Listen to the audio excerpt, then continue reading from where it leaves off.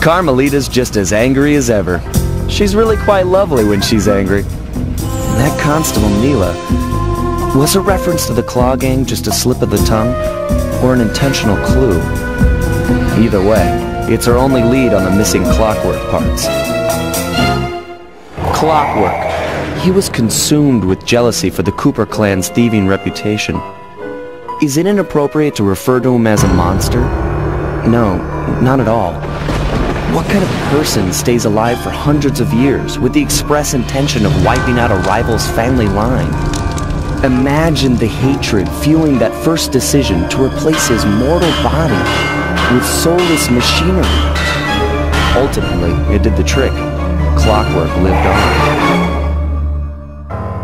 He caught up with my parents, and I wound up in an orphanage. It's there that I met my pals, Bentley, the brains of our outfit, and Murray, the brawn. They turned out to be all the family I needed. 2 years ago, I thought I'd finished it. How naive to think I could so easily put an end to that kind of hatred. And now he's back. In pieces, sure, but the threat is real. Does the Claw Gang even realize what they've stolen? I don't know what's in my future, but I won't let it be a repeat of my past.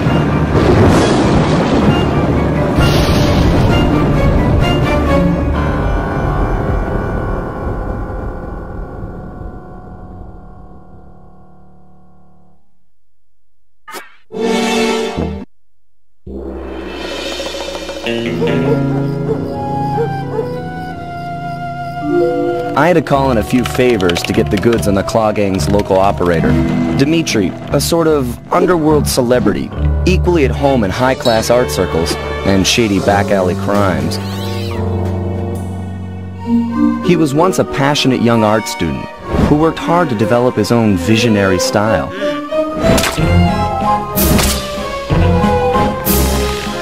Unfortunately, the art world wasn't quite ready for his kinetic aesthetic. So he gave them what they wanted and started forging old masterpieces. His way of punishing those with bad taste. Dimitri now runs a nightclub on the west side. The thumping music, colorful light shows, and a hint of danger lure in chic young patrons from far and wide. And it's here, hidden somewhere, where we'll find the Clockwork tail feathers. What Dimitri plans to do with the Clockwork part is beyond me, but those plans end tonight.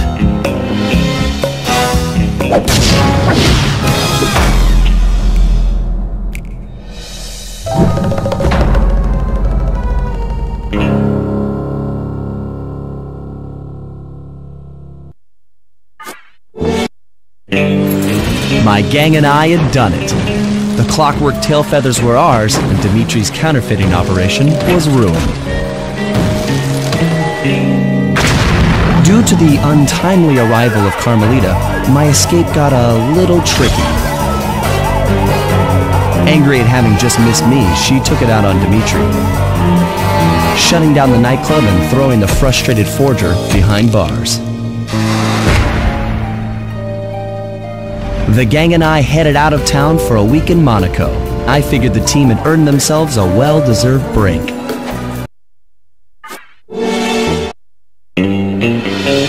Another Clockwork part had surfaced in India, so the boys and I loaded up the van and zeroed in on our next target, a mysterious spice lord known as Rajan. A self-made man who grew up poor on the streets of Calcutta, he started his life of crime selling illegal spices in the black market, eventually growing his small outfit to a sizable operation, and earning himself a seat in the prestigious Claw Gang. He's since crowned himself Lord of the Hills, and while he goes to great lengths to convince others of his royalty, it's mostly to convince himself. True to form, he's holding a lavish ball in his newly purchased ancestral palace. The reason? To show off his latest acquisition, the Clockwork Wings. The symbol of my enemy. If you saw the wings silhouetted against the night sky, it was already too late for you, especially if your name was Cooper. Rajan believes displaying the wings will bring him prestige, and maybe they will, but they're also bringing me.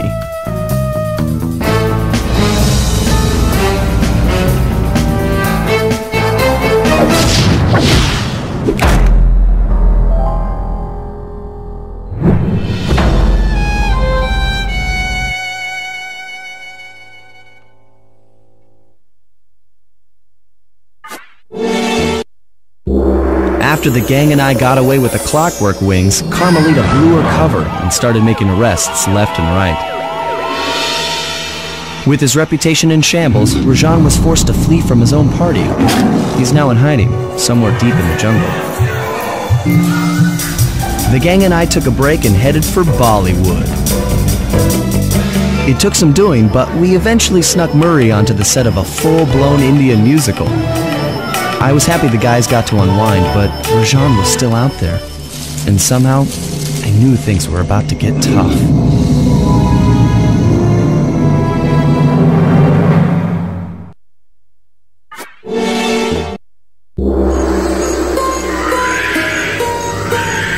It took some detective work, but the gang and I managed to track down where Rajan had gone into hiding. Somehow, he'd managed to transform a long-forgotten temple into the thriving center of his spice operation, and it's there where we'll find him. The jungle, too thick to drive through, forced us to walk the long distance to our target. We ran into a few problems along the way, but pushed on. For the temple was more than just Rajan's hideout. It was also home to the Clockwork Heart. A pump so strong and tireless, it could increase spice production tenfold. Good for Rajan, but awful for the rest of the world. Hope he's not counting on that heart too much, because tonight, it comes home with me.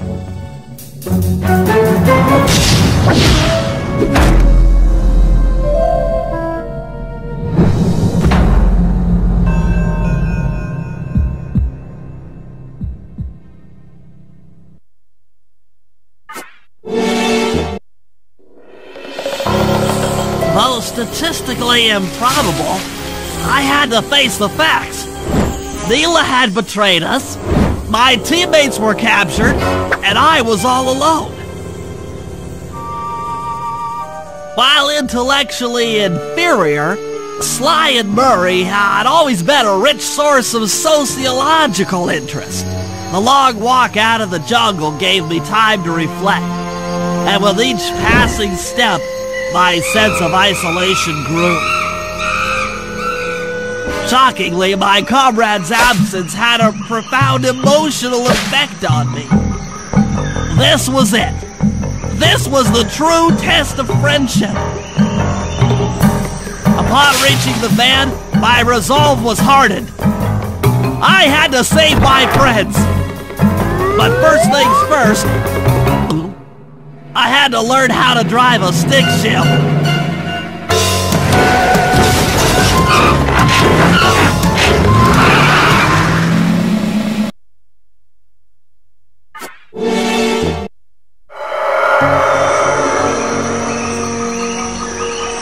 It took a sleepless week of data crunching, but I eventually tracked down the location of my friends, locked away in the mysterious towers of Prague.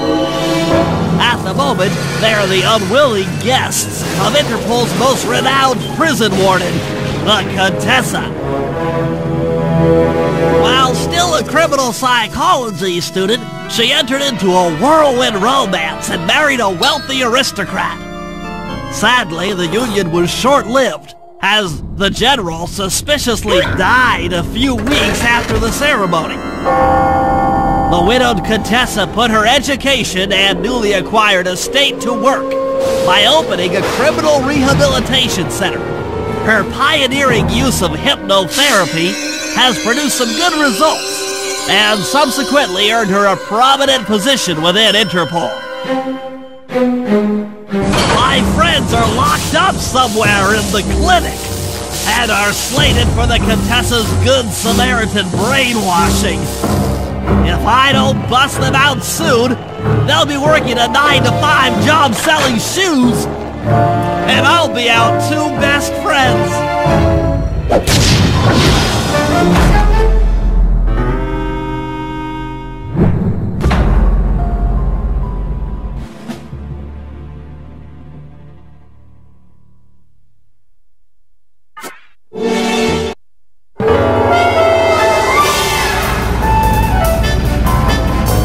It was great.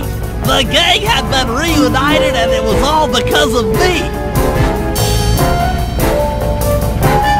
Even the van ride out of town was like a party. Murray had to pull over twice because he was laughing so hard. But despite all the jokes, I think something had changed.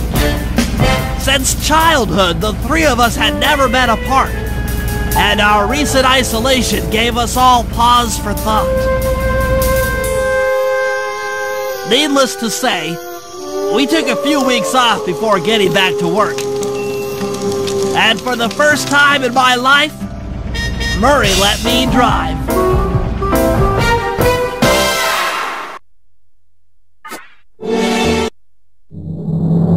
Time for a little payback. The Contessa, having escaped us in the prison, is now hiding out in her castle estate. It's a well-fortified Gothic nightmare that would make any thief run in terror. Terrible or not, that's where we're headed. To sweeten the deal, we've learned that the Contessa, who until recently was a secret member of the Claw Gang, is in possession of the Clockwork Eyes. The Thievius Raccoonus describes the eyes stopping opponents dead in their tracks, transfixed in their gaze. It doesn't take a genius to figure out what an accomplished hypnotist could do with such powerful artifacts. News of the Contessa's corruption has spread to Interpol. Constable Neela, being closest to the case, was granted a cash allowance to hire an army of local mercenaries. It looks like we're walking into a full-scale war. But we have to act now, before things go from bad to worse.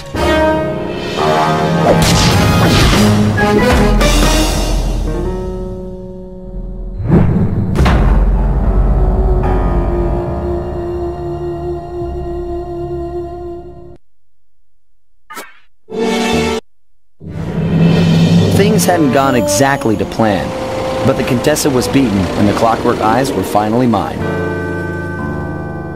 The Contessa was arrested and brought to trial for the crime she committed while working for Interpol. Their PR damage control went one step further by promoting Neela, the hero of Prague, to the rank of captain. Carmelita, still on the outs with Interpol, had to run with the rest of us. To my surprise and eternal delight, I got to help my favorite policewoman escape from the cops.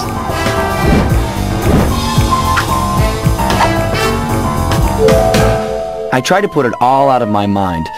This claw business was spiraling out of control, and I knew that my gang was at the center of it.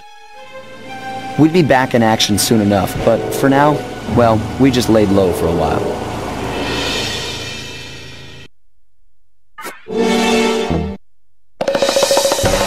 Following the trail of spice shipments, we made our way up to Nunavut Bay, Canada, the secret hub of Jean Bisson's shipping empire. As a young man, he trekked across Canada to strike it rich during the gold rush of 1852. An avid prospector, he took some chances and ended up buried alive in an avalanche.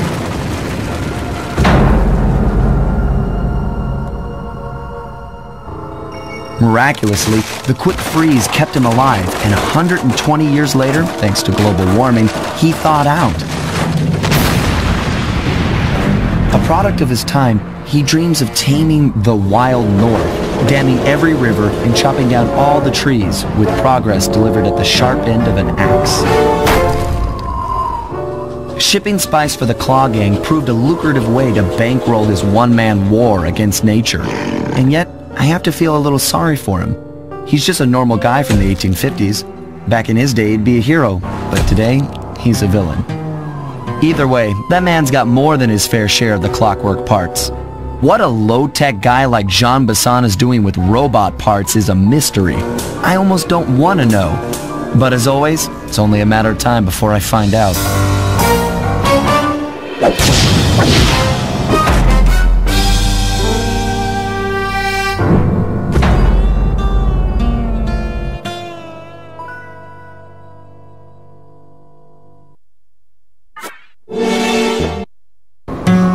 The gang and I had pulled off the impossible. We'd successfully robbed all of John Besson's iron horse trains, and we were walking away with 3, count them, 3 clockwork parts. And as a bonus, we shut down spice distribution in all of North America. Needless to say, we were pretty pleased with ourselves. Can't say the same for Carmelita. Once again, the framed policewoman had to run from the cops. Which was fun at first, but I'm starting to feel a little sorry for her. I mean, what if they replaced Carmelita with someone else? I don't want another cop on my tail. She's a big part of why this is all fun. Sooner or later, I'm gonna have to figure out a way to clear her name. Some way other than turning myself in.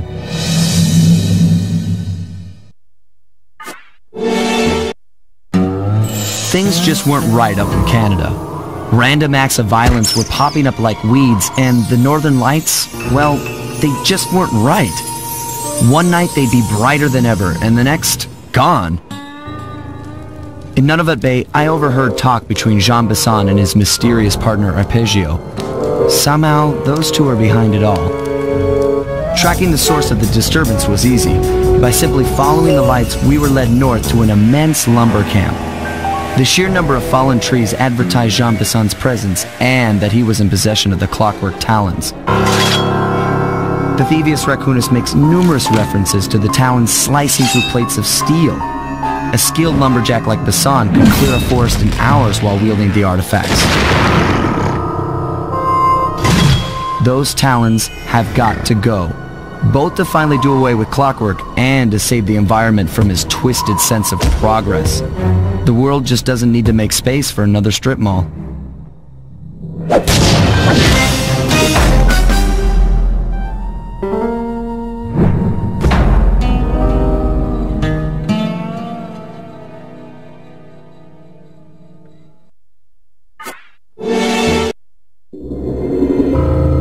As we shut ourselves into the Northern Light Battery, it became black. For a few long minutes, we just sat there in darkness. No one dared to talk for fear that Jean Besson's men might discover where we were hiding. Time seemed to have stopped. And then, we felt it. We were being lifted up to Arpeggio's blimp. It was all so strange. The focus of all our schemes had been stolen from us. Our clockwork parts were gone. Looking around the inside of the battery, I knew we all felt it. Failure. I was twitchy and ready for action. Any action. Bentley tried to make some sense of the situation by drawing up meaningless plans. But Murray took it the worst. He just sat there sobbing while the team van floated away over the horizon. That van was his life. I knew I'd have to find a way to make it up to him.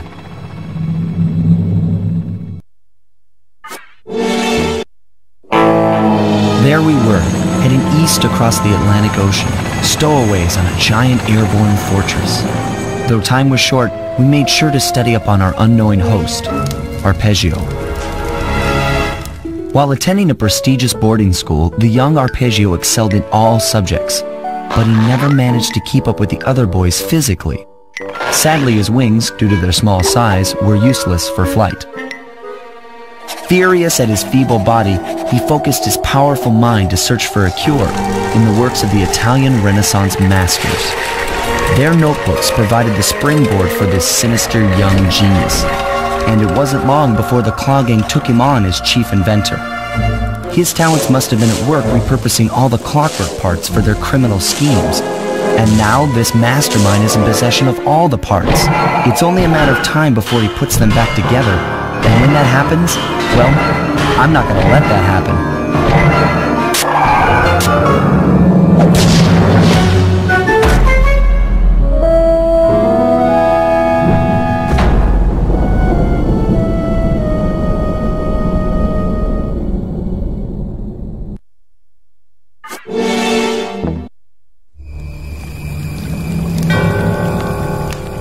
And there we were, at the end of the road.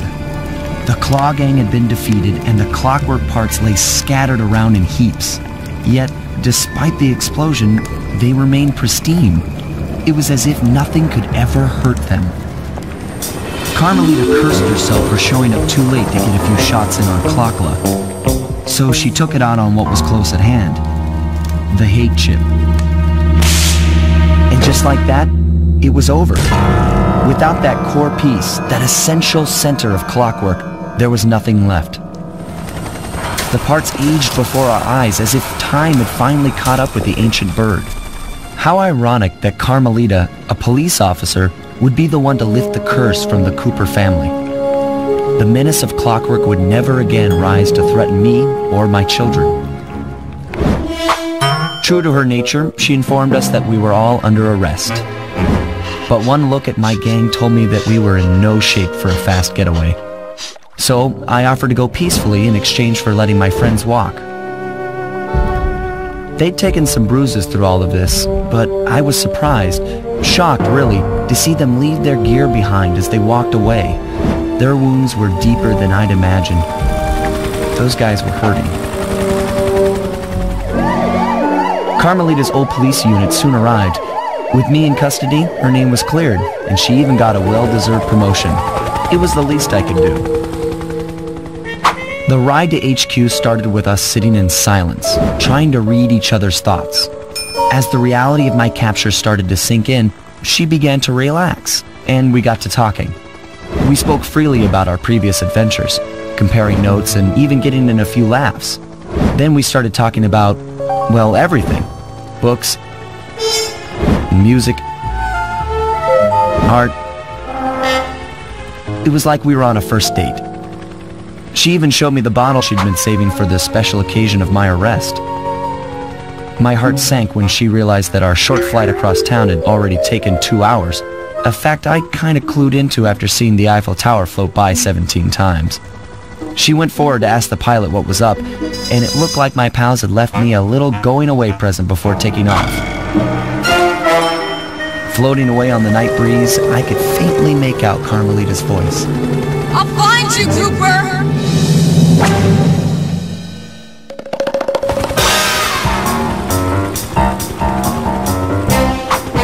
I'll be seeing you soon, Ringtail.